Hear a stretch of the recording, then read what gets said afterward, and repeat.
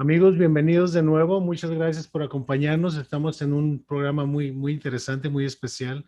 Tenemos invitados desde Guadalajara, México, y queremos platicar un poco con ellos sobre la salud mental en México, lo que hacen ellas, lo que están tratando de promover y entender un poquito más el proceso de la accesibilidad, la manera de recibir servicios que son muy necesarios en nuestra cultura y muchas veces hasta cierto punto rechazados, ¿no? Entonces tenemos que tener un papel tanto de proveer servicios y educar y traer a la gente. Entonces tenemos unos invitados con mucho ímpetu de conocer y de mejorar los servicios que están proveyendo ellos en en Guadalajara específicamente, ¿no? Y queremos invitar a la audiencia en Guadalajara también a que nos ayuden un poquito. Si tienen algunas preguntas, nos las pueden mandar y trataremos de contestarlas.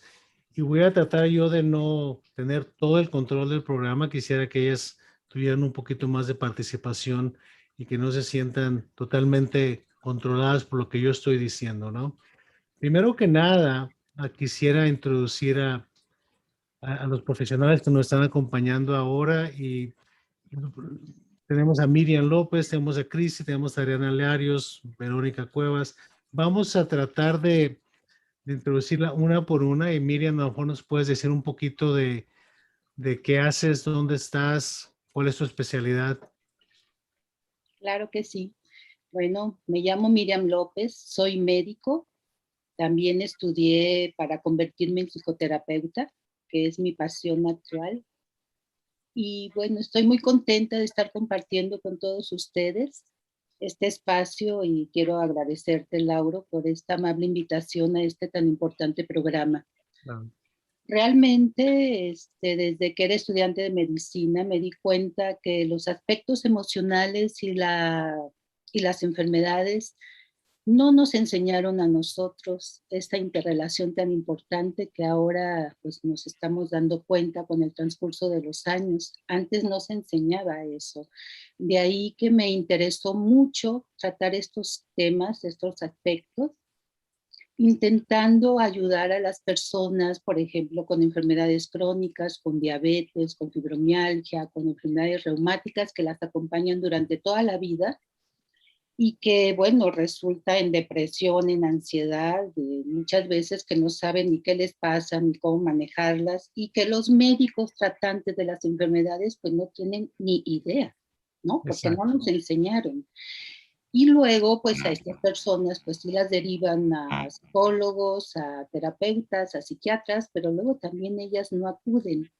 Entonces, pues en nuestro espacio, uno de nuestros objetivos ha sido proporcionar pues este tipo de talleres para acompañar y que los pacientes encuentren herramientas para ayudarse en este aspecto emocional que la medicina tradicional pues no se ocupa, ¿no? Y eso pues es algo bien interesante, la verdad, para nosotras. Gracias, Miriam. Cristi, ¿nos puedes decir un poquito sobre ti? ¿Cómo participas en este grupo? ¿Qué es lo que estás haciendo? ¿Cuál es tu especialidad? Bueno, soy Cristina Martínez, todo el mundo me dice Cristi. Yo soy licenciada en trabajo social. Siempre ha sido una pasión y estudié una carrera donde el factor humano es primordial. Entonces, es una de las formas en que uno se acerca a la sociedad y a la gente que necesita esa orientación, ese apoyo, es entenderles y decirles que no están solos. Estudié también junto con todas mis compañeras psicoterapia gestal y aparte tengo la especialidad de tanatología. La muerte es un tema muy interesante, es un tema de que ahorita con esta pandemia está al borde de la plática de muchas familias. Se ha visto que la tanatología hasta en eso ha cambiado, puesto que es una atención más rápida en base a la ida rápida y súbita, sin esperarla, sin contemplarla y sin contar quién es el que se va a ir con el COVID. Yo estoy feliz de estar aquí contigo. Gracias también de invitarnos. Y feliz de participar en este espacio que estamos iniciando y que es un sueño realizado por las 4 y creo que hacemos un muy buen equipo. Cristi, muchas gracias. Mira, a mí me interesa mucho el asunto de la tanatología, no necesariamente nada más por el aspecto de muerte, pero creo que la cuestión de duelo es muy grande, no es nada más cuestión de que perdemos a una persona, sino que perdemos algo, ¿no? Y desde ese punto de vista creo que es algo muy interesante que a veces no nos damos cuenta, ¿no? Que la gente necesita un poquito de ayuda.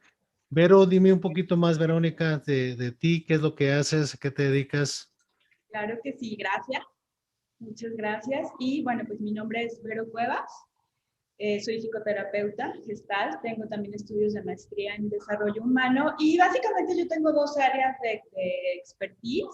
Tengo pues 17 años ejerciendo la profesión. Atiendo básicamente, bueno, parejas. La psicoterapia de pareja es vista desde una oportunidad, ¿no? Cuando las parejas creen que están atravesando por un caos, en realidad el acompañamiento les deja ver que es una oportunidad de crecimiento, de reforzar su vínculo conyugal y también de tener un crecimiento personal, individual, que se da a través del encuentro con el otro. Y bueno, por otro lado, doy psicoterapia individual también y me he especializado en atender a la comunidad LGBT. Esto, pues mi historia personal me ha llevado también al acompañamiento a los jóvenes y a las familias cuando se vive este proceso en el que los chicos dan a conocer su identidad sexual y también sucede que todo el sistema familiar se ve impactado con la noticia y creo que alguien que ha experimentado esto en la propia piel pues puede tener muchas más herramientas para acompañar y entender, siendo empático, haciéndole ver a la familia y a los chicos que no están solos, que hay herramientas y que sobre todo, como yo soy una defensora, decir que la fuerza más poderosa que existe es la fuerza del amor y desde ahí entonces surge este acompañamiento. Esas son mis especialidades. Muchas gracias, Vero. Muy interesante y fíjate que son temas muy contemporáneos, ¿no? Muy sólidos que sobre todo en nuestra cultura crean mucha división, ¿no? Y obviamente la idea de utilizar el amor y no necesariamente tratar de recibir todo, empieza el proceso de entendimiento y de aceptación, ¿no? Que es un proceso, no es un evento, ¿no? Entonces, creo que es algo muy interesante. Adriana, platícanos un poquito de ti. No te dejé al final por ninguna razón en particular. No, no importa. Sí. Bueno, yo soy Adriana Larios, soy psicoterapeuta gestal. También tengo una subespecialidad en adolescentes, en parejas, y pues bueno, he tenido experiencia trabajando abuso sexual. También he estado trabajando pues muy cerca de la mano con las adicciones y aparte de las adicciones, pues en un grupo de codependencia también. Todo esto, aparte de que lo he vivido cerca de mí, pues ha sido algo que me ha llevado a querer investigar más y más y más, o sea, con todo lo que existe en este momento. Y pues bueno, soy una apasionada también de la psicología, de la psiquiatría, de todo lo que es la salud mental. Y pues aquí estoy, me encantaría pues aprender más en Claro. Solo Tú. Gracias. Mira, Adriana, ¿nos podría decir un poquito más desde tu punto de vista, como para tu audiencia local, los servicios en general, digamos, si a alguien le interesa estar en contacto con ustedes, ¿cuáles son los servicios en particular que ustedes ofrecen? Bueno, somos un grupo de 4 integrado pues por Vero, Cristi, Miriam y yo, con una actitud humanista y aparte también pues lo que nosotros ofrecemos es terapia individual, terapia de grupo, terapia de pareja, talleres de fibromialgia, talleres de pareja y En los talleres, pues lo que nosotros manejamos es duelos, miedos, culpas, manejo de todas las emociones principales. Y pues aquí también lo que nosotros ofrecemos es terapia en línea. Para quien lo necesite, estamos disponibles, ya sea por videollamada, ya sea por Zoom, Skype, estamos disponibles.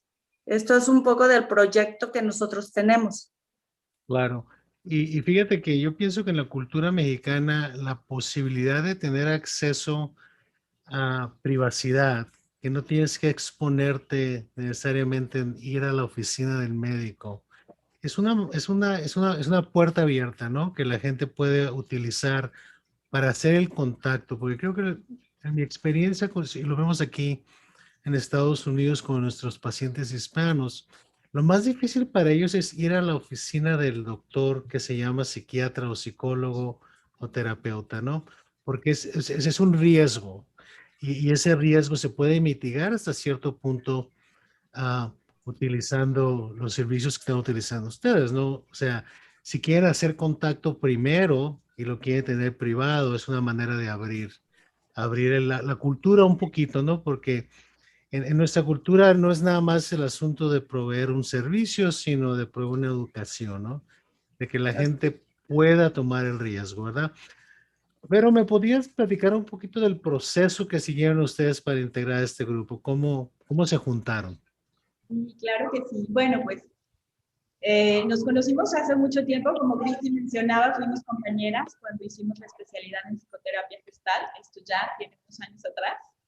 Y actualmente, pues, conscientes de la enorme necesidad que actualmente hay en la sociedad, en las familias, pues realmente nos dimos cuenta que era el ejercicio de nuestra profesión como terapeutas individuales ya necesitaba pasar a otra etapa. Y siendo que somos un equipo multidisciplinario y cada una nos hemos enfocado a diferentes especialidades, pues fuimos conscientes de que sumar nuestras fuerzas podría dar mucho mejor resultado, atender a un público que está en esta búsqueda. Creo que actualmente, y dadas las circunstancias históricas que estamos viviendo todos, las personas están en una búsqueda muy personal de tratar de encontrar respuestas, y la responsabilidad nuestra pues no es solucionarle la vida a nadie en realidad, ¿no? Sino ofrecer un acompañamiento en el cual cada quien encuentre las respuestas en su propio interior. Y tal como se llama tu programa, tu podcast, Solo Tú, pues va de la mano con esta necesidad que nosotros queremos tratar de solventar de alguna manera con este acompañamiento pues, profesional, en el sentido de que cada uno encuentre en sí mismo las respuestas que está buscando. Gracias, Vero. Me parece muy importante, sobre todo porque mencionas mi programa Solo Tú, ¿verdad? Que es... Después les voy a platicar un poquito cómo llegamos a ese concepto, porque es un concepto muy interesante que tiene muchos años de evolución, ¿no? En cuanto, nada más la evolución del concepto, pero la evolución de uno como persona y como terapeuta y como psiquiatra, ¿no? Que son etapas de la vida que uno va aprendiendo un poquito más sobre uno mismo. Entonces vamos a platicar un poquito más sobre eso más adelante. Cristi, si lo ves desde el punto de vista sociológico, desde el punto de vista psicológico, ¿cuáles son los retos más grandes que ves en el proyecto que ustedes tienen? ¿Qué es lo que encuentras más, más como un reto, ¿no? Bueno, ahorita en esta situación de, llamemos COVID situation, es realmente muy difícil. Los retos que son a conquistar son grandes.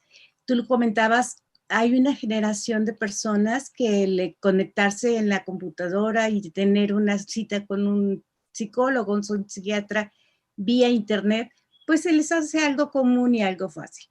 Mas, sin embargo, no podemos descartar todas estas personas, te estoy hablando de mí, en el que yo te prefiero ir personalmente, tener ese toque personal, ese acompañamiento apapachador, así que persona a persona, ¿no?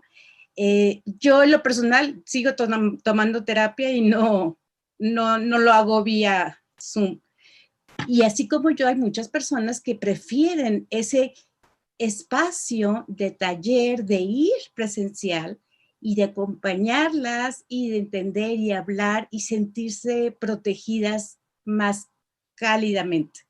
Entonces ese es un reto a seguir porque sí son dos áreas totalmente diferentes que tratamos con todos los protocolos de limpieza, con todos los protocolos que hay que seguir por el COVID, pues cubrir estas dos partes, tanto ofrecerlo en internet a todas aquellas personas que pues es parte de sus vidas. Los chavos ahora ya la computadora es normal. Y también tener toda esta ayuda presencial para que así estuvieran en contacto. Otra de las situaciones que tenemos ahorita, que también está muy derivada, ya se venía viendo en México, pero se hizo mucho más grande, lo económico. El COVID ha pegado demasiado fuerte a demasiadas familias y nuestro gran reto es lo que dice Vero, luchar por hacerlos entender que la salud mental es tan importante como un gimnasio. Entonces, bueno, ok, dejo de pagar el gimnasio, salgo a caminar, salgo a correr y sí invierto en mi salud mental. Entonces hay que hacer ese movimiento donde la gente se dé cuenta que para estar en una totalidad sana hay que cubrir todos los aspectos. Entonces sí, es un reto a seguir, es un reto a darle a entender a la gente que el trabajar en sí mismo, solo tú tienes la solución. Entonces, Exacto. ahí es donde hay que poner las cartas en la mesa y ayudarle a encontrar en sí mismo esas soluciones que si las empezamos a trabajar desde cuando son pequeñas, no podemos detener una bola de nieve muy grande. Entonces, sí hay varios retos, pero todo es posible en esta vida, todo de alguna manera se puede arreglar y estos mismos retos se convierten en tiempo de crecimiento. ¿Sí? Si lo vemos nada más como retos negativos o retos grandísimos, pues no vamos a caminar mucho. Pero Exacto. si esos retos los convertimos en potencialidades para salir adelante, pues es muy diferente.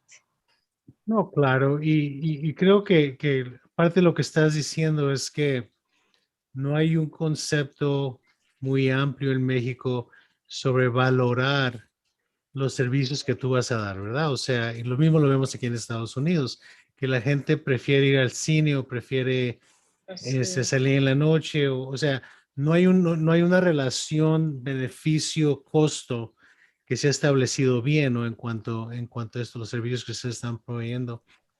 Miriam, dime un poquito desde tu punto de vista y tu experiencia como médico y como terapeuta, ¿cuáles son las barreras que ves más significativas, ¿no? En cuanto a que la gente diga, híjole, yo necesito ayuda, ¿no? Porque, yo le digo a mis estudiantes todo el tiempo, raramente alguien viene a verme porque quiere verme, ¿no?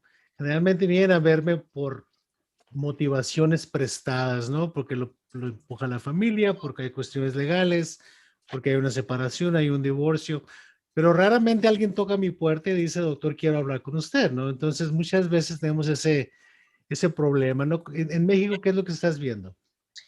Mira, Lauro, yo creo que sí, efectivamente existen esas barreras.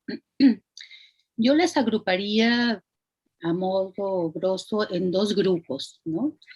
En un primer grupo yo agruparía las barreras que tienen que ver con uno mismo, ¿sí? Digamos, sería como los factores individuales, personales de cada quien. Y con esto me quiero referir a la edad, al género, a las creencias, al conocimiento que se tenga acerca de lo que es una psicoterapia, al miedo al que dirán que si voy al terapeuta es que estoy loco, que van a decir de mí, y a lo que nos inculcaron, incluso lo que oímos desde casa, ¿no? De que, bueno, yo soy ya de la tercera década, de la tercera edad más bien, y en mi casa, pues no se escuchaba, no se usaba eso de psicoterapia. no existía, vaya. Entonces, o estaba loco o pues está mal de la cabeza y hasta ahí llegaba. No, no había forma de ayudar, en realidad. Incluso recuerdo mi mamá, que ella ya no está aquí, pero ahorita tendría 98 años. Recuerdo que ella padecía algo así como colon irritable, o sea, problemas del estómago. Entonces fue con el gastroenterólogo y le dice, señora, usted tiene que ir a terapia, porque eso es más problema emocional. Ok, mi mamá fue a terapia, pero una vez ya no regresó. Y mi mamá, ¿qué pasó? Ay, ¿cómo crees? ¿Esta psicóloga va a saber más de mi vida? Pues claro que no. Yo le puedo enseñar acerca de la vida. Ella, pues, ¿cómo puede saber más que yo de lo que me pasa? Entonces, ese es un pequeño ejemplo, ¿no? De cómo piensan muchas personas y más de antes. Entonces, por eso pienso que la primera barrera es la que nos autoimponemos a nosotros mismos, ¿no? O Claro. sea, eso sería, lo abarcaría en este grupo, ¿no? Las resistencias que oponemos a no voy porque no la necesito, no voy, tú mujer eres la que tú tienes que ir porque yo estoy bien, ¿no? No reconocer primero que la necesitamos y luego, en segundo lugar, darnos cuenta que la necesitamos, pero no atrevernos a ir a pedir ayuda, ¿no? Eso sería en un grupo. En otro grupo tendría estos factores externos a la persona, como puede ser el lugar donde vive, porque no es lo mismo vivir en una población, en un sembradío, donde no hay estos servicios a los que tengan acceso, ¿no? O que vivir en una ciudad pequeña, mediana o grande, digamos como Guadalajara, donde hay muchas instituciones a las que se pueden acercar para pedir ayuda y también pues tiene que ver mucho el aspecto aquí económico, ¿no? No es lo mismo alguien que trabaja en el campo, no es el mismo poder adquisitivo de alguien que gana mucho más, que puede ir pagar la consulta de un psiquiatra, digamos, aquí en la ciudad, porque hay psiquiatras, y hay psicólogos, y hay psicoterapeutas, que alguien que vive en una población muy pequeña y no cuenta con ese dinero, ¿no? Ahora, hay instituciones del gobierno que ofrecen estos servicios, pero vamos a lo mismo, depende de dónde viva la persona, ¿no? Entonces, son estas barreras, digamos, que las puedo agrupar en estos dos grupos, en estos dos grupos, perdón, que realmente hacen que la persona se le dificulte acceder a los servicios. Pero bueno, para mí algo muy importante es que si una persona decide que necesita ayuda, decide por qué necesita ayuda, por más escasos recursos económicos que tenga, por más que lo que puedan decir, si lo decide hacer, va a buscar el cómo, ¿no? Y eso es lo importante para mí. No importa si viven en una población pequeña, si tienen de verdad el interés en ser ayudados, ya sea ella, su hijo, en fin, va a buscar el camino y va a buscar cómo. Y Exacto. entonces esto se puede convertir en transformar, ¿no? Una barrera en, digamos, en brincarla y transformarla en una reacción de buscar ayuda, ¿no? Pero sí, Sí, sí, sí. por supuesto. Y me imagino que hay limitaciones también por cuestiones culturales, ¿no? De la persona que está viviendo en un ambiente en que tiene que mortificarse más por si va a tener que comer. Por Entonces, supuesto. entonces las necesidades a veces la gente percibe la cuestión de salud mental como, como un lujo, ¿no? Y la Sí, realidad es que la gente tiene que empezar a percibirlo como percibimos cualquier ayuda médica, ¿no? O sea, como hablabas tú anteriormente, todos los problemas médicos son problemas biológicos, psicológicos y sociales. Y si nada más nos enfocamos en las pastillas y en lo biológico, se sí, nos olvida las otras dos terceras partes, ¿no? Que es cómo nos entendemos a nosotros mismos, cómo cambiamos nuestras reacciones al mundo y sí. cómo participamos en un grupo más grande, ¿no? Entonces esos son retos también muy interesantes que requieren mucha educación, ¿no? Que la gente, de nuevo, aprenda a evaluar que lo que se le está dando, aunque es subjetivo inicialmente, tiene una longevidad, ¿no? Que va a durar, longevidad que va a durar por mucho tiempo, ¿no? Que lo que aprendes, si lo aprendiste bien, después vamos a hablar un poquito sobre niños y adolescentes. Si lo aprendes bien en el momento que tienes que aprenderlo, tus posibilidades de utilizar tus herramientas son mucho más altas, ¿no? Entonces, muchas veces tenemos que identificar qué herramientas trae la persona que viene a vernos, ¿no? Y cómo podemos ayudarles a que utilicen lo que tienen y adquirir nuevas, ¿no? Ya, porque no todo lo que la gente trae consigo cuando viene al psiquiatra es negativo, ¿no? O al psicólogo o al terapeuta, tienen aspectos de su propia personalidad y de su propia persona que los ayudan mucho a adaptarse, ¿no? Cristi, quiero regresar contigo de nuevo, para que me dijeras un poquito, hablamos de los retos, ¿cuáles son las oportunidades que tú ves? Sobre todo del proyecto que ustedes tienen y también en el aspecto más social y psicológico, ¿no? Del aspecto social, yo creo que es importante tener esa responsabilidad de asistencia social a escasos recursos. Es decir, dentro de la ayuda que podemos dar, está este factor de, como dice Miriam, son lugares fuera, ustedes hablan de una zona urbana, nosotros podemos hablar de una zona conurbana, porque ya es muchísimo, muy grande Guadalajara. En estas zonas de bajos recursos, en estas zonas aisladas, es una cantidad de personas la que vive que no te puedes imaginar. Entonces, como responsabilidad social y como moviendo nuestro corazón y la parte altruista que las cuatro tenemos y que no nos negamos a poner nuestro granito de arena en la sociedad, es interesante pensar que estos talleres que damos a las personas cómodamente en el despacho, en vez de esperar que vengan, nosotros salir a las comunidades.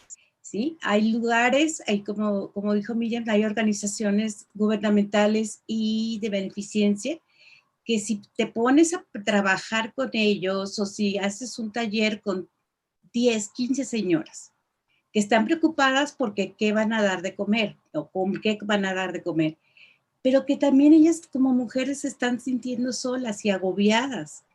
Entonces es ahí donde nuestra participación también puede ser muy útil en llevarles un poquito de lo que sabemos para poder ellas pues despegarse o simplemente tenerlas y escucharlas. Eso es demasiado simple y para ellas es muy motivante el no sentirse solas. Yo creo que eso es una de las partes más fuertes del altruismo, el no dejar a la gente sola. Fíjate que más que eso, lo que acabas de decir es fabuloso, ¿no? ¿Por qué? Porque estás mencionando algo que es básico en cualquier proceso terapéutico, ¿no? Ya sea biológico, psicológico, social. Y es la palabra escuchar. O sea, cómo escuchamos es más importante que lo que decimos, ¿no? Porque lo que vamos a decir va a guiar lo que escuchamos, ¿no? Entonces, anteriormente mencionaste la importancia del contacto personal, ¿no? Y realmente hay aspectos neurológicos y biológicos que tienen que ver con el contacto personal, ¿no? Tenemos una aura biológica, si lo quieres ver de esa manera, y la mejor manera de entenderla es estudiando niños con autismo, porque ellos no tienen el aura, ¿ok? Pero los que sí la tenemos podemos sentir ciertas cosas nada más por el contacto personal, ¿no? Aunque no haya contacto físico. Entonces, eso se pierde un poquito en las cuestiones de electrónica, ¿no? Ah, pero fíjate, muy interesante desde el punto de vista de retos, se está perdiendo eso porque la gente más joven nada más está comunicando con aspectos electrónicos, ¿no? Que te da un sentimiento de falsa seguridad, ¿no? Porque no tienes que tomar el riesgo de exponerte, física y personalmente. Entonces, eso es muy valioso y tenemos que mantener y decirle a la gente que si nos van a venir a ver, tienen que esperar que los escuchemos, ¿no? Porque mira, en mi experiencia, que tengo muchos años haciendo esto, la mayor parte de la gente que viene a verme y que consistentemente viene a verme o que viene a ver a la gente que trabaja conmigo, más que nada viene a que los escuches. No que les digas lo que tienen que hacer, sino que alguien que los escuche, ¿no? Que alguien que pueda darles un poquito más. Y en ese aspecto, Miriam, quisiera regresar contigo porque tú manejas los dos aspectos, ¿no? Manejas el aspecto médico y el aspecto terapéutico. Entonces, es un puente muy interesante, ¿no?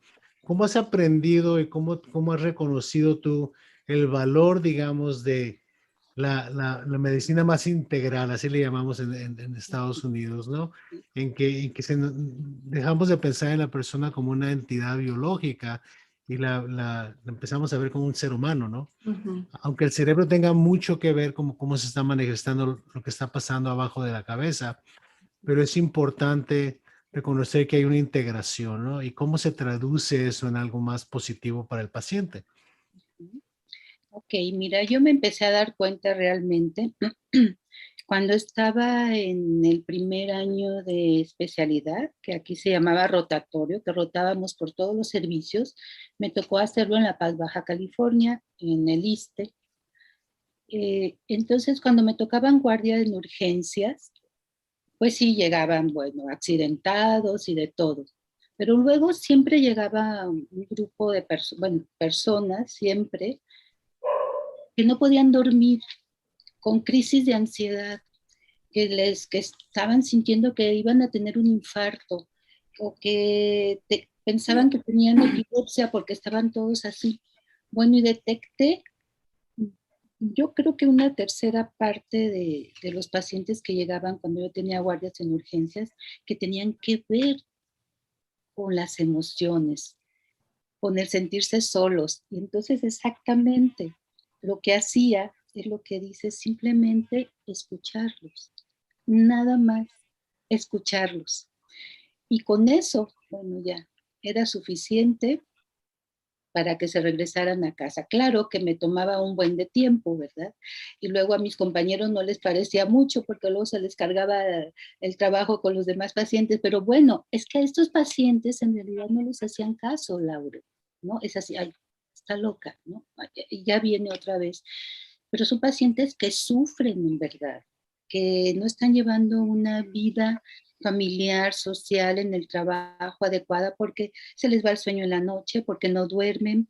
Entonces ahí empecé a detectar realmente la importancia de pues, ver a estos pacientes y que la medicina tradicional o la de dar medicina, la de dar pastillas, no era suficiente, ¿no? Sí les podían dar un diazepam, etcétera, pero no era suficiente. Lo que querían era Claro. ser escuchados, tener compañía, sentir que le interesaba a alguien, en fin. Entonces ahí empecé a darme cuenta. Después estaba haciendo medicina de rehabilitación, la suspendí, pero siempre me quedó esa semillita ahí, pues.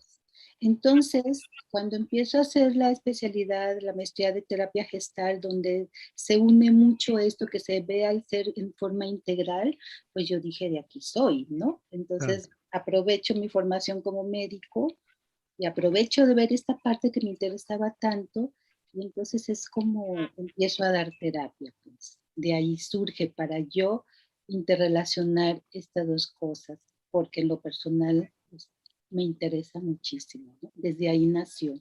No, y fíjate que es muy interesante lo que acabas de decir. Si tú lo ves estadísticamente, y conozco mejor las estadísticas de Estados Unidos, perdón, pero mi padre era médico familiar y conozco la estadística hasta cierto punto de medicina familiar. Tienes toda la razón. Y no es que el médico no quiera escuchar, es que el médico no tiene tiempo de escuchar. Mira, el promedio de una visita de medicina familiar en Estados Unidos dura 6 minutos. Sí, pues cómo. ¿Okay? Entonces, una visita de medicina familiar no tiene ni la oportunidad de hacer la pregunta, ¿no? ¿Por qué? Porque es donde te duele, te tomaste tus pastillas, te subió la presión, te cambio el medicamento. Y la gente, mira, la mitad de la gente va con el médico familiar porque quiere platicar con el médico, ¿no? Porque tengo un problema realmente. Entonces, es donde se convierte en muy interesante la oportunidad, ¿no? De abrir la puerta y decir, yo te puedo escuchar Y esa combinación de tener el aspecto médico y el aspecto psicológico en una sola entidad que son ustedes, facilita ese proceso, ¿verdad? Sobre todo en las enfermedades crónicas, ¿no? Como dice tu fibromialgia, diabetes, hipertensión, problemas gastrointestinales, psicosomáticos. Hay una cantidad de problemas y la realidad es que son la mayoría de los problemas, ¿no? Y a veces, ah, digo a mis estudiantes también, la mitad de los pacientes que le damos medicamentos y se mejoran, no se mejoran por el medicamento, se mejoran por el efecto placebo, ¿no? Que son Claro. como el 40%. Y nos hace sentir muy bien, ¿no? Ajá. Ah, nos hace sentir que nosotros estamos haciendo algo, ¿no? Y esa es una parte que tenemos que aprender. Y me lo decía a mí uno de mis maestros de psicoanálisis, de psicología del yo, de self-psychology, hace 30 años, ¿no? Me decía, nunca se trata de ti, Ujú. siempre se trata de ellos. En el momento en que se empieza a tratar de ti, ya perdiste el paciente, pues, porque es tu ego, es tu estima personal que se ponen por medio, ¿no? Entonces, es algo que parte del solo tú es entender eso, entenderse a uno mismo como terapeuta y como psiquiatra y como médico, que nunca se trata de uno mismo. Y se siente muy bonito que te den las gracias y que te digan que es el mejor médico y lo que tú quieras. Sí, pero el proceso que vive uno, aprende uno que no se trata de eso, ¿verdad? Pero regresamos un poquito contigo. Yo tengo 36 años fuera de México, no tengo la menor idea de todos los cambios que han existido. Yo tengo amigos psiquiatras en México, psicoanalistas, o sea, mucha gente que conozco, pero no he vivido el proceso de cómo ha cambiado México, ¿no? Te voy a decir un ejemplo. Cuando yo salí de México, México era un país exportador de drogas, un país exportador de violencia. Ahora México es un país consumidor de las dos cosas, ¿no? De violencia y de drogas. Entonces, eso debe haber causado un cambio terriblemente importante, ¿no? A nivel social, a nivel cultural, a nivel personal. Y la gente tiene que manifestarlo de cierta manera. ¿Qué es lo que tú has aprendido del cambio que ha existido en los últimos 25 años? Pues bueno, realmente yo creo que somos muy afortunadas hoy en día. Este momento en el que vivimos ha habido un brinco, ha habido un salto realmente en la manera de pensar, pues en romper los viejos mitos o los antiguos paradigmas, ¿no? Que predominaban en la sociedad. Realmente ahora creo que hay muchísima más apertura con respecto a acercarse a encontrar recursos de salud emocional, de salud mental. Toda esta problemática social a la que tú te refieres, pues conlleva también a encontrar respuestas, ¿verdad?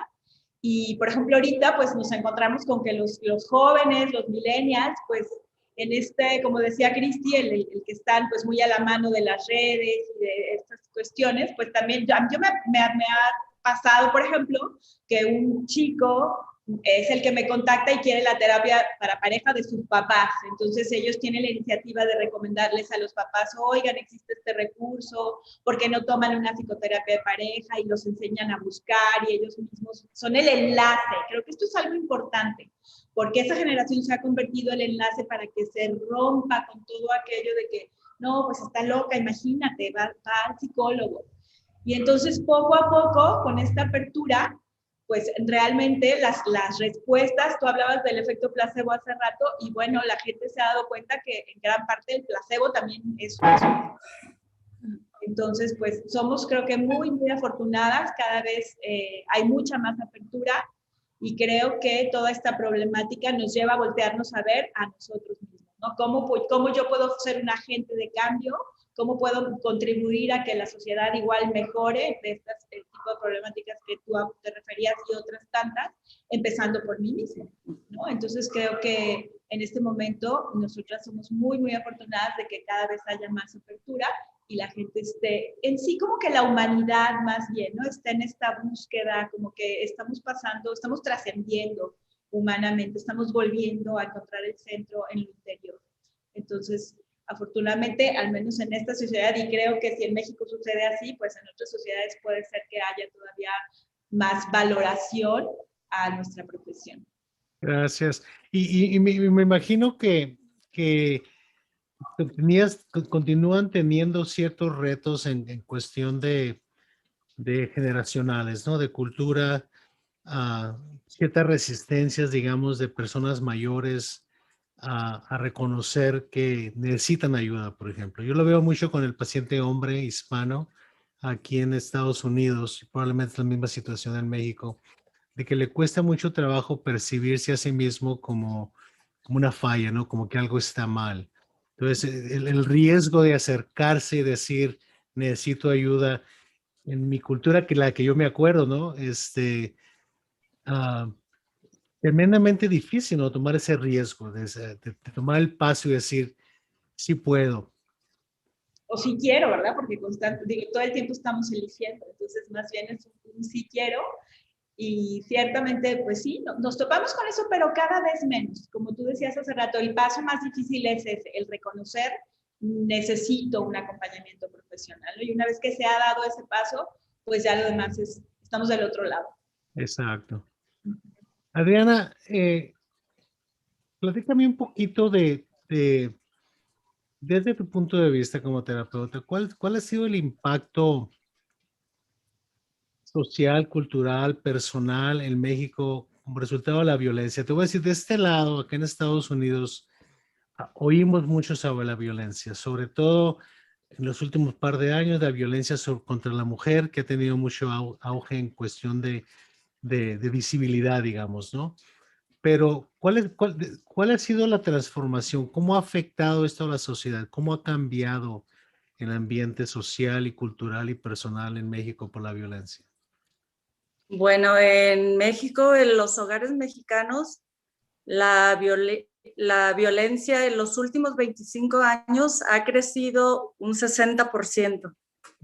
Y los últimos 12 meses de pandemia subió del 60% a un 75% según las estadísticas, aproximadamente.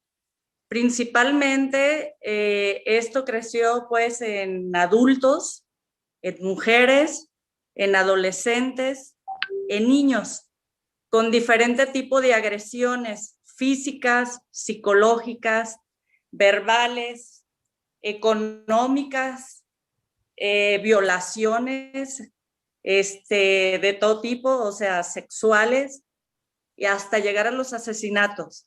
O sea, yo te puedo decir, aquí en Guadalajara, abres el periódico o te informas y siempre existe de que el esposo mató a su mujer, agredió. Se ha visto mucho tipo de violencia muy, muy fuerte sobre todo en estos 12 meses, que yo me he dado cuenta y que también pues se ha trabajado muchísimo con esa parte.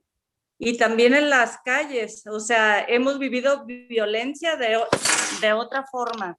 Ay, perdón. Cuidado. Hemos vivido, se me cayó. Hemos vivido también violencia en la calle.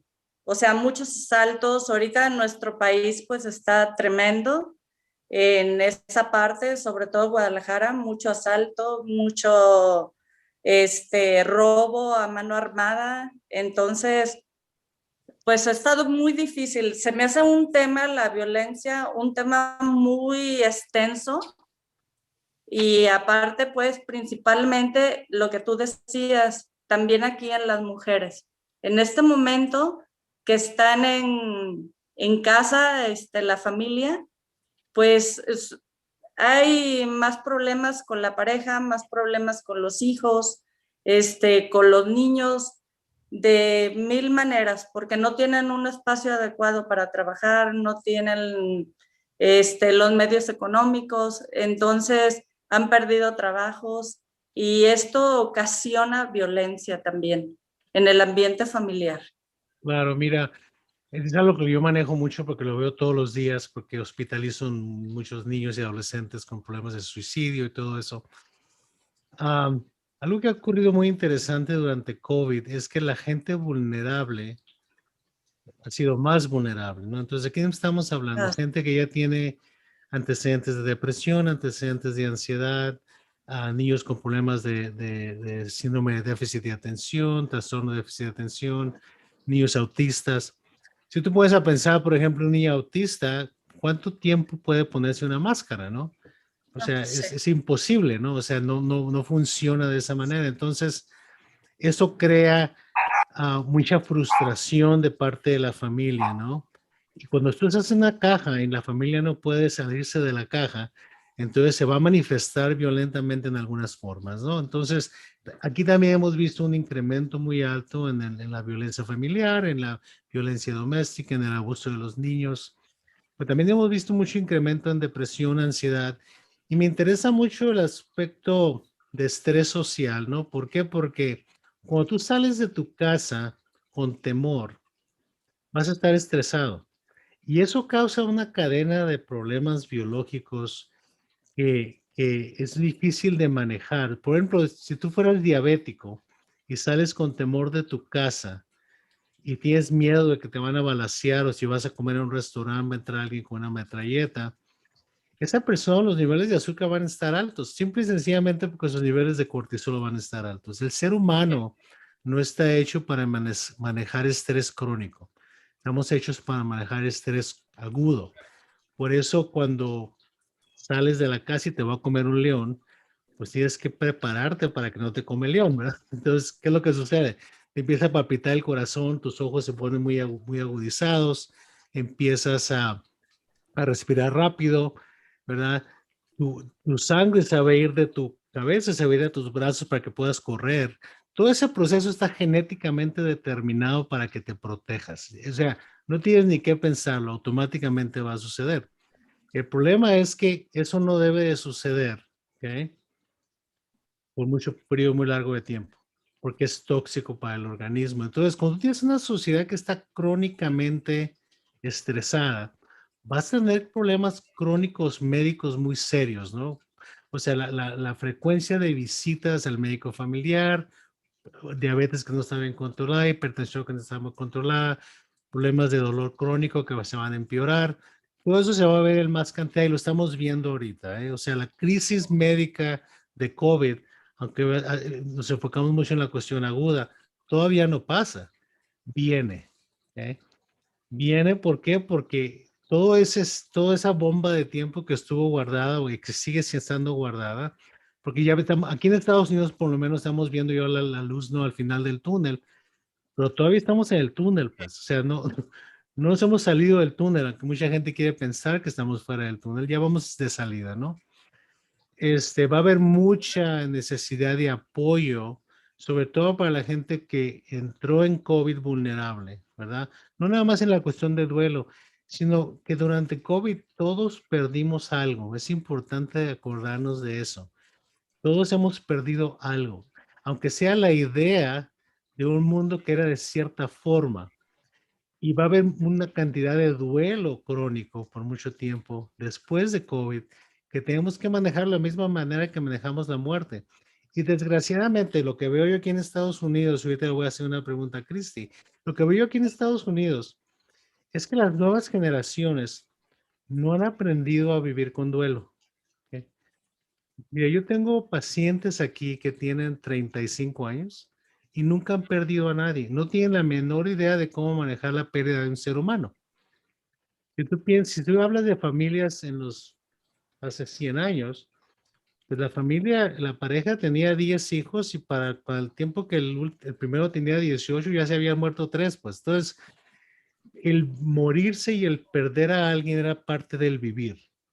Ahora es una crisis, ¿ok? Entonces tenemos que empezar a reconocer y a educarnos un poco, creo que es algo que ustedes pueden hacer, cómo manejar el duelo. El duelo es algo muy interesante que no nada más se manifiesta con la pérdida de un ser humano, sino la pérdida de un perro, ¿no? La pérdida de un amigo, la pérdida de una relación, la pérdida de lo que sea lleva duelo. Estamos programados para eso y educar en cómo manejarlo mejor yo creo que es muy importante.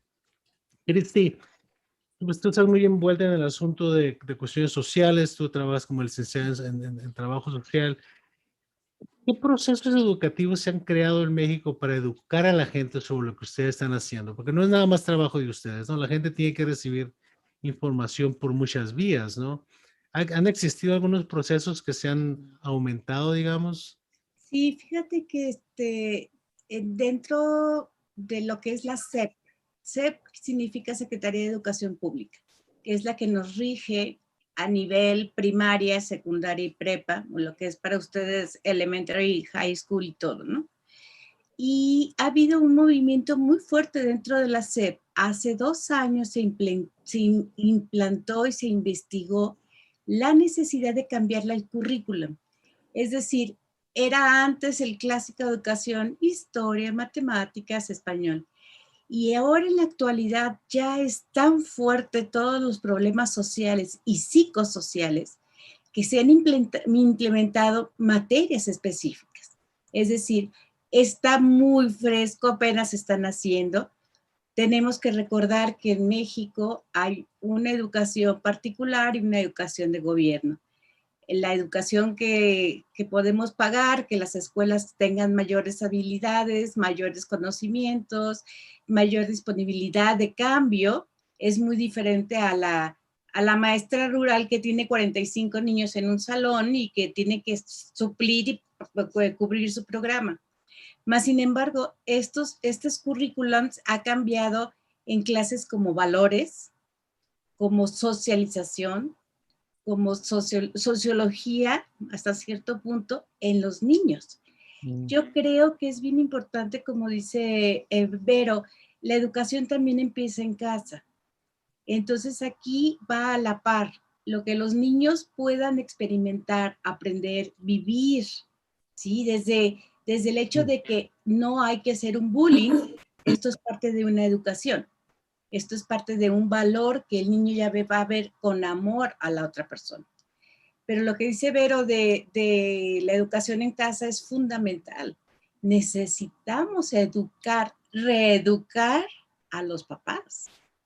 Porque sí tenemos nosotros grandes problemas y grandes programas del gobierno, por ejemplo, las famosas escuelas para padres. Estas escuelas para padres son de muy buena ayuda de información y de orientación hacia la educación del menor.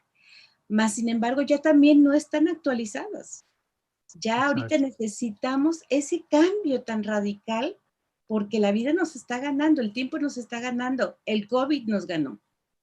Y este COVID nos ha movido, pero al 100% de tener que entender y de tener que saber qué hacer para que nuestros niños crezcan más felices, para que nuestros niños crezcan con ese amor a la transformación y a trascender desde otro punto, desde otra perspectiva. Sí, mira, tienes Los mucha niños son razón. capaces de moverse, los niños son capaces de moverse, de ver la perspectiva de diferentes y ellos, como dice Vero, mover a los papás. Y los papás estar abiertos a recibir esa nueva información que viene de acá para acá. Entonces, yo creo que sí es importante ese sector de educación en México. Ahí vamos, hay muchos obstáculos dentro de la política, la sociedad, todo lo que hemos vivido en los diferentes países. Mas, sin embargo, creo que podemos llegar a lograr algo si se modifican esas perspectivas, esa forma de ver la educación.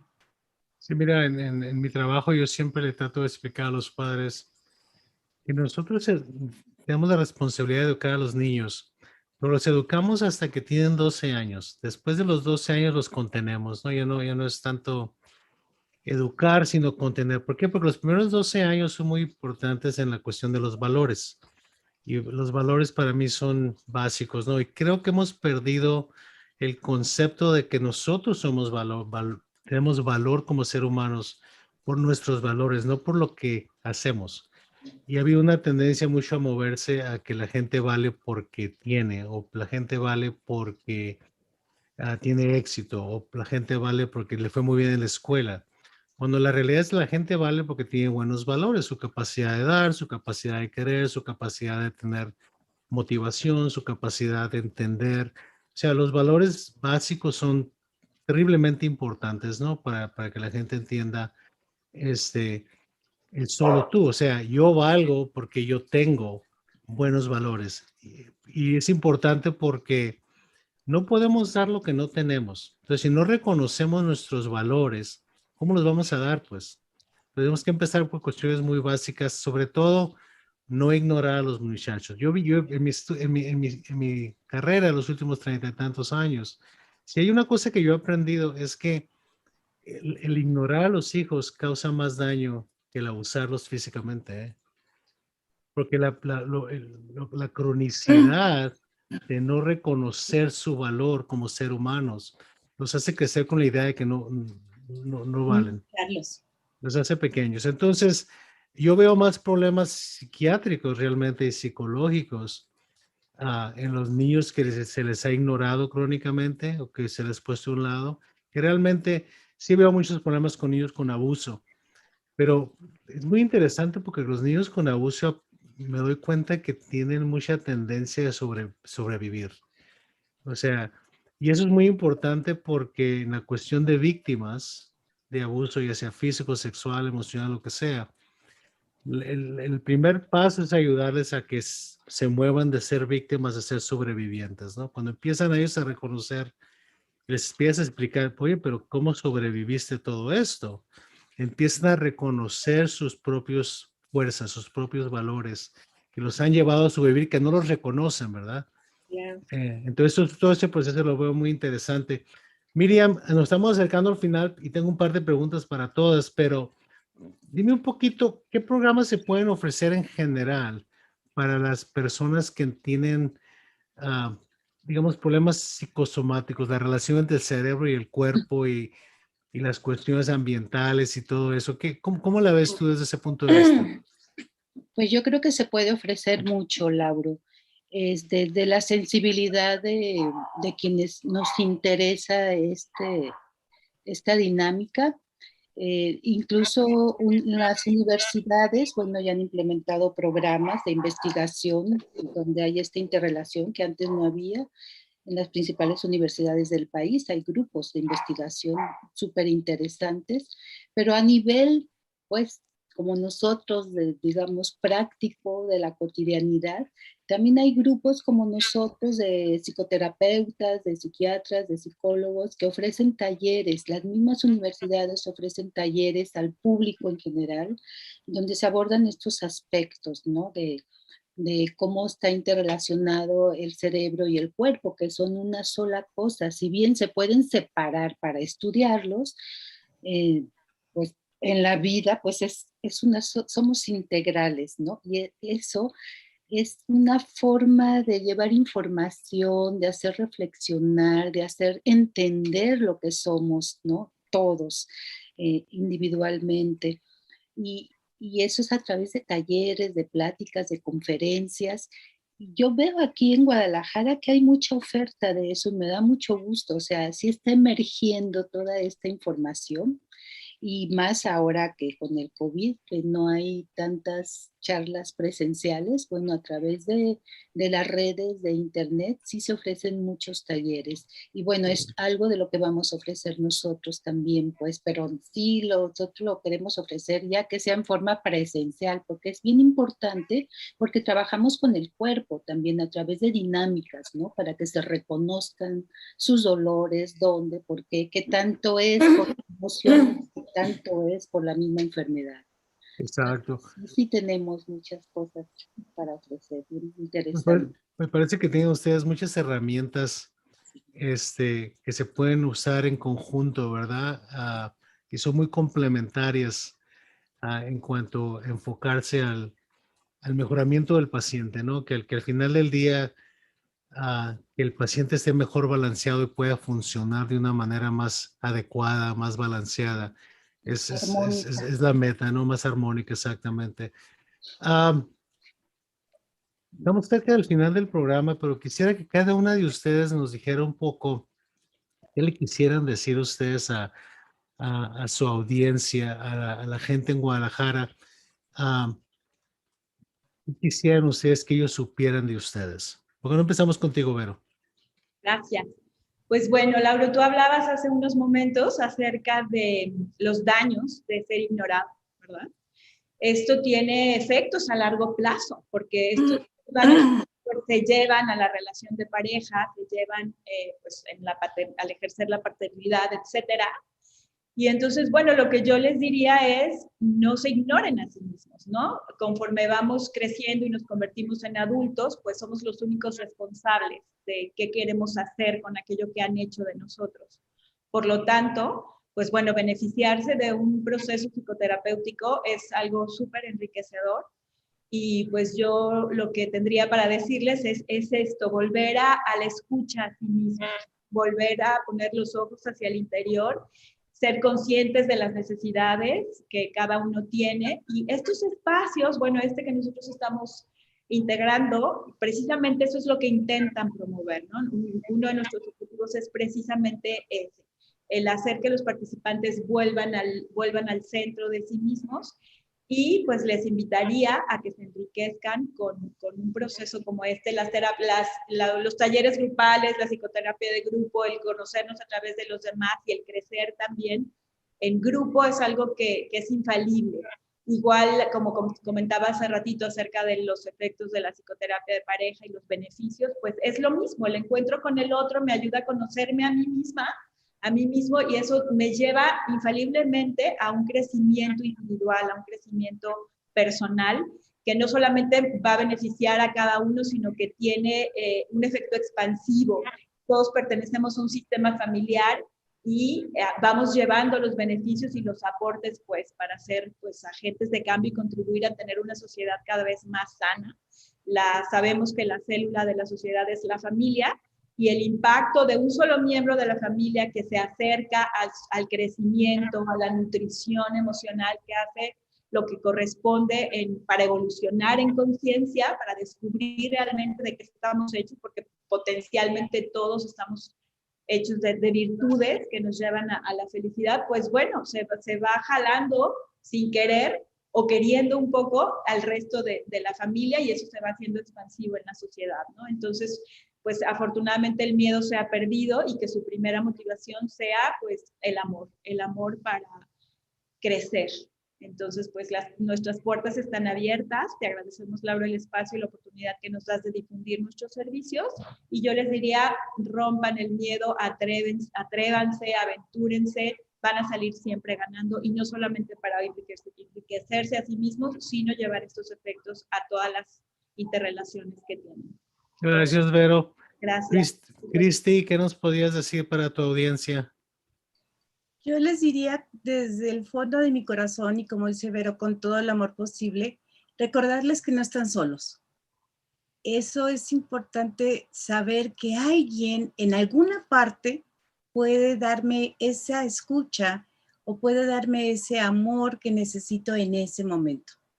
El sentirse y el saber y el buscar nos lleva a entender que no están solos, que nuestro corazón, que habemos gente que nos gusta estar esto, que nos gusta entregarnos con lo poquito que sepamos y ayudar a que ellos mismos encuentren ese amor en su corazón. Eso es importante, saberse que así estén al borde del abismo, pues pueden dar un pasito para atrás y baby steps, pero entonces sí ir creciendo poco a poco y sabiendo que no están solos. Yo creo que es importante decirles a todos los escuchas, a todos tus pacientes, a todos nuestros amigos, familiares, que el amor es la respuesta, y que en este caso nosotras de corazón les ofrecemos pues lo que sabemos, lo que tenemos, y que de alguna manera les decimos que sí, efectivamente no están solos. Gracias, Cristi. Adriana, ¿qué nos puedes decir? Bueno, yo lo que les digo es que la vida hay que vivirla y que la psicoterapia ayuda, lo digo por experiencia, para tener sobre todo una mejor calidad de vida. No le tengan miedo y arriésguense. Gracias, Los Adriana. esperamos. Gracias. Miriam, ¿qué No, nos puedes gracias decir? a ti. Bueno, pues para finalizar, yo les puedo decir a tu ausencia y en especial a ti que nos estás escuchando, si sientes que en tu vida algo no funciona, algo va mal, si eres una persona infeliz y no sabes cómo funciona la terapia, yo te digo por experiencia propia que en algún momento estuve como tú, no creía en la terapia. Una vez que me atreví, me arriesgué, te puedo decir, la psicoterapia es mágica. No te imaginas cuánto. Así es que atrévete y verás los resultados. Ese es mi mensaje. Gracias, Miriam. Mira, quiero dar las gracias a todos, a las cuatro. Creo que tienen un proyecto terriblemente interesante, que tienen un potencial tremendo y creo que lo pueden llevar a muchos lugares, ¿no? Creo que tienen la posibilidad de, de expanderlo y de conectarlo, digamos, con la comunidad, con otros aspectos de medicina integral o de psicoterapia de otros tipos, en el cual ustedes pueden ser la semilla, ¿no? De cómo se está llevando este proceso. Y estoy de acuerdo con ustedes, ¿no? Yo siempre he dicho que el amor es muy importante, pero también siempre he dicho que el amor es la promesa que no se puede cumplir, ¿verdad? ¿Por qué? Porque no se debe de prometer, se debe de vivir al día, ¿no? Y siempre hablamos de te voy a querer toda la vida o quiero vivir Hechos. contigo el resto de mi vida y todo lo que tú quieras. Y yo siempre he dicho, si vas a amar a alguien hay que levantarte en la mañana y decir eso, ¿no? Decir, hoy te voy a amar todo el día, pero tú tienes que ser capaz de tolerar no saber si te voy a amar mañana. Entonces, no lo hagamos una promesa, hagámoslo una cosa de todos los días, ¿no? Y si podemos enseñar a la gente un poquito sobre eso, todos vamos a vivir menos de promesas, ¿no? Vamos a vivir un poquito más de lo que estamos viviendo hoy, que es todo lo que hay. Todo lo que hay. Mañana es una idea, ayer es una fotografía, ¿no? Pero hoy, lo que vamos a hacer mañana se va a impactar por lo que estamos haciendo en este momento. Entonces, si vas a amar, ama hoy, ¿verdad? Y trata de decir a la persona que ella tiene que tolerar no saber, porque la incertidumbre es la madre de todas las ansiedades, ¿verdad? Entonces es importante tener la confianza y tomar el riesgo de vivir con un poquito de incertidumbre. La incertidumbre no se debe de evitar, se tiene que manejar, porque todo es incierto, todo. Y si es algo que aprendimos de COVID este año, es que todo es incierto. ¿Ok? Entonces no se trata de pelearnos con la incertidumbre, se trata de manejarla y manejarla de una manera en que nos podamos adaptar mejor. De nuevo, muchas gracias a ustedes. Creo que este proyecto es fascinante y probablemente estaremos de nuevo aquí. A lo mejor escogemos algún tema en particular y espero que hayan pasado un buen momento. Ay, gracias. Muchas gracias. Gracias, hasta luego, que les vaya muy bien. Gracias.